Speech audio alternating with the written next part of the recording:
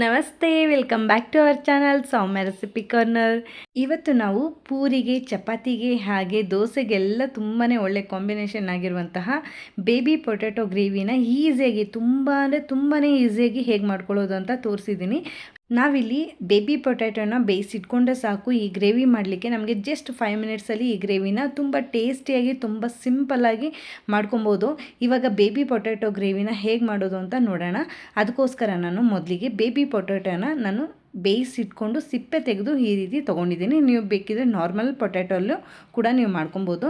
ಇದನ್ನು ನಾವು ಇವಾಗ ಗ್ರೇವಿ ಮಾಡಲಿಕ್ಕೆ ಒಂದು ಪ್ಯಾನ್ ಇಟ್ಕೊಂಡಿದ್ದೀನಿ. ಪ್ಯಾನ್ಗೆ 3-4 ಟೇಬಲ್ ಸ್ಪೂನ್ ಆಗೋಷ್ಟು ಆಯಿಲ್ ಹಾಕ್ಕೊಂಡು ಸ್ವಲ್ಪ ಜೀರಿಗೆ ಮತ್ತು ಸಾಸಿವೆ ಎರಡನ್ನೂ ಕೂಡ ನಾನು ಸೇರಿಸ್ಕೊಂಡಿದ್ದೀನಿ. ಅದ್ರ ಜೊತೆಗೆ ಕರಿಬೇವನ್ನು ಕೂಡ ನಾನು ಹಾಕ್ಕೊಂಡು ಇಲ್ಲಿ 2 ಈರುಳ್ಳಿನ ನಾನು ಚಿಕ್ಕದಾಗಿ ಕಟ್ ಮಾಡಿ ತೊಗೊಂಡಿದ್ದೀನಿ. ಇದನ್ನು ನಾವು ಫ್ರೈ ಮಾಡ್ಕೊಬೇಕಾಗತ್ತೆ. ಸ್ವಲ್ಪ ಕಲರ್ ಚೇಂಜ್ ಆಗೋವರೆಗೂ ಫ್ರೈ ಮಾಡಿಕೊಂಡ್ರೆ ಸಾಕಾಗುತ್ತೆ. ಕಲರ್ ಚೇಂಜ್ ಆದಮೇಲೆ ಇವಾಗ ನಾನು 2-3 ಟೊಮೆಟೊನ ಕಟ್ ಮಾಡ್ಕೊಂಡು ತೊಗೊಂಡಿದ್ದೀನಿ. ಚಿಕ್ಕದಾಗಿ ಕಟ್ ಮಾಡಿಕೊಂಡ್ರೆ ನಮಗೆ ಗ್ರೇವಿ ತುಂಬಾ ಚೆನ್ನಾಗಿ ಬರುತ್ತೆ. ಅದಕ್ಕೋಸ್ಕರ ನಾವು ಗ್ರೇವಿ ಕನ್ಸಿಸ್ಟೆನ್ಸಿ ರೆಡಿ ಆಗಬೇಕು ಅಂದರೆ ನಾವು ಟೊಮೆಟೊನ ಸ್ವಲ್ಪ ಚಿಕ್ಕದಾಗೇ ಮಾಡ್ಕೊಬೋದು. ಇಲ್ಲಾಂದರೆ ನೀವು ಟೊಮೆಟೊನ ರುಬ್ಬು ಕೂಡ ನೀವು ಹಾಕ್ಕೊಬೋದು.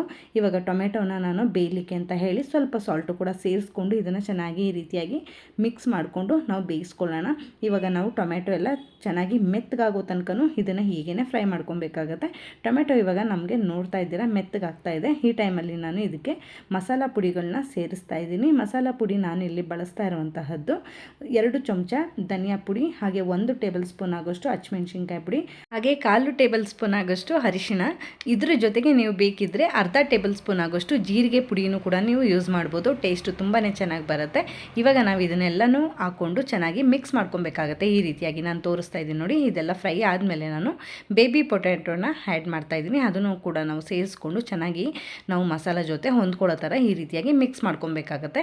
ಈ ರೀತಿ ಎಲ್ಲ ಬೇಬಿ ಪೊಟ್ಯಾಟೊನ ನೀವು ಮಿಕ್ಸ್ ಮಾಡ್ಕೊಂಡಿದ್ದಾದಮೇಲೆ ಇವಾಗ ನಾನು ಸ್ವಲ್ಪ ಇದಕ್ಕೆ ನೀರು ಸೇರಿಸ್ತಾ ಇದ್ದೀನಿ. ಇದಕ್ಕೆ ನೀವು ಜಾಸ್ತಿ ನೀರು ಸೇರಿಸ್ಲಿಕ್ಕೆ ಬರಲ್ಲ, ಯಾಕೆಂದರೆ ನಮಗೆ ಗ್ರೇವಿ ಅಂದರೆ ಯಾವಾಗಲೂ ತಿಕ್ಕಾಗಿ ಸ್ವಲ್ಪನೇ ಇದ್ದರೆ ತುಂಬ ಚೆನ್ನಾಗಿ ಬರುತ್ತೆ. ಅದಕ್ಕೋಸ್ಕರ ನಾನು ಇದನ್ನು ಇಷ್ಟು ಹಾಕ್ಕೊಂಡಿದ್ದೀನಿ ನೀರನ್ನು. ಇದು ನಮಗೆ ಬೆಂದ ಮೇಲೆ ಕಡಿಮೆ ಆಗುತ್ತೆ. ಅದಕ್ಕೋಸ್ಕರ ನಾನು ರುಚಿಗೆ ತಕ್ಕಷ್ಟು ಉಪ್ಪನ್ನು ಕೂಡ ಸೇರಿಸ್ಕೊಂಡು ಚೆನ್ನಾಗಿ ಇದನ್ನು 5 ನಿಮಿಷ ಬೇಯೋದಕ್ಕೆ ಬಿಟ್ಟರೆ ನಮಗೆ ಈ ರೀತಿಯಾಗಿ ಕುದಿಯೋದಕ್ಕೆ ಸ್ಟಾರ್ಟ್ ಆಗುತ್ತೆ. ಹಾಗೆ ಗ್ರೇವಿನೂ ಕೂಡ ಗಟ್ಟಿಯಾಗಿ ಫಾರ್ಮ್ ಆಗುತ್ತೆ.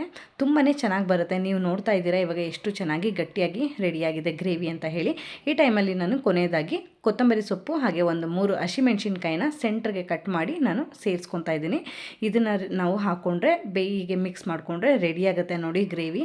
ತುಂಬಾ ಚೆನ್ನಾಗಿ ಬರುತ್ತೆ. ನೀವು ಕೂಡ ಡೆಫಿನೆಟ್ಲಿ ಈ ರೆಸಿಪಿನ ಒಂದ್ಸರಿ ಮನೇಲಿ ಟ್ರೈ ಮಾಡಿ. ಇದನ್ನಂತೂ ನಾವು ದೋಸೆಗೆ, ಪೂರಿಗೆ, ಚಪಾತಿಗೆ ಒಳ್ಳೆ ಕಾಂಬಿನೇಷನ್ ಅಂತಲೇ ಹೇಳ್ತೀನಿ. ನೀವು ಏನಾದ್ರೂ ದೋಸೆ, ಪೂರಿ, ಚಪಾತಿ ಮಾಡಿದಾಗ ಇದನ್ನು ನೀವು ಡೆಫಿನೆಟ್ಲಿ ಮಿಸ್ ಮಾಡ್ದೇ ಈ ರೆಸಿಪಿನ ಒಂದ್ಸರಿ ಟ್ರೈ ಮಾಡಿ. ತುಂಬಾ ಅದ್ಭುತವಾಗಿ ಬರುತ್ತೆ ಟೇಸ್ಟ್ ಅಂತೂ. ನೀವು ಬೇಕಿದ್ದರೆ ನಾರ್ಮಲ್ ಪೊಟ್ಯಾಟೊನೂ ಕೂಡ ಬೇಯಿಸ್ಕೊಂಡು ಇದೇ ರೀತಿಯಾಗಿ ಚಿಕ್ಕದಾಗಿ ಕಟ್ ಮಾಡಿಕೊಂಡು ನಾನು ತೋರಿಸಿರುವಂಥ ಇದೇ ಮೆಥಡಲ್ಲಿ ಕೂಡ ನೀವು ರೆಡಿ ಮಾಡ್ಕೊಬೋದು. ಗ್ರೇವಿ ತುಂಬಾ ಚೆನ್ನಾಗಿ ಬರುತ್ತೆ. ನೀವೇನಾದ್ರೂ ಈ ರೆಸಿಪಿನ ಟ್ರೈ ಮಾಡಿಲ್ಲ ಅಂದರೆ ಡೆಫಿನೆಟ್ಲಿ ಒಂದ್ಸರಿ ಟ್ರೈ ಮಾಡಿ. ಐ ಹೋಪ್ ಈ ವಿಡಿಯೋ ನಿಮಗೆ ಇಷ್ಟ ಆಗಿದೆ ಅಂತ ಭಾವಿಸ್ತೀನಿ. ವಿಡಿಯೋ ಇಷ್ಟ ಆಗಿದೆ ವಿಡಿಯೋಗೆ ಲೈಕ್, ಶೇರ್, ಕಾಮೆಂಟ್ ಮಾಡೋದು ಮರಿಬೇಡಿ. ಹಾಗೆ ವಿಡಿಯೋ ಯೂಸ್ಫುಲ್ ಅನಿಸಿದ್ರೆ ನಿಮ್ಮ ಫ್ರೆಂಡ್ಸ್ ಆ್ಯಂಡ್ ಫ್ಯಾಮಿಲಿಗೂ ಕೂಡ ವಿಡಿಯೋನ ಶೇರ್ ಮಾಡಿ ಅಂತ ಕೇಳ್ತಾ, ಯಾರೆಲ್ಲ ನನ್ನ ಚಾನಲ್ನ ಸಬ್ಸ್ಕ್ರೈಬ್ ಮಾಡ್ಕೊಂಡು ನೋಡ್ತಾ ಇದ್ದೀರಾ ಥ್ಯಾಂಕ್ ಯು ಸೋ ಮಚ್. ಹಾಗೆ ಸಬ್ಸ್ಕ್ರೈಬ್ ಮಾಡ್ಕೊಳ್ದೆ ನೋಡ್ತಾರೆ ಖಂಡಿತವಾಗ್ಲೂ ಈ ಕೂಡಲೇ ಸಬ್ಸ್ಕ್ರೈಬ್ ಮಾಡ್ಕೊಳ್ಳಿ. ಹಾಗೆ ನೋಟಿಫಿಕೇಷನ್ ಆನ್ ಮಾಡ್ಕೊಳ್ಳೋದ್ರಿಂದ ನಾನು ಹಾಕೋ ಪ್ರತಿ ವಿಡಿಯೋನೂ ಕೂಡ ನೀವು ಮಿಸ್ ಮಾಡದೆ ನೋಡ್ಬೋದು ಅಂತ ಹೇಳ್ತಾ ಮುಂದಿನ ರೆಸಿಪಿಯೊಂದಿಗೆ ಸಿಗ್ತೀನಿ. ಅಲ್ಲಿವರೆಗೂ ನನ್ನ ಪ್ರೀವಿಯಸ್ ವಿಡಿಯೋನ ಚೆಕ್ಔಟ್ ಮಾಡ್ತಾ ಇರಿ. Thank you so much for watching this video. Stay tune.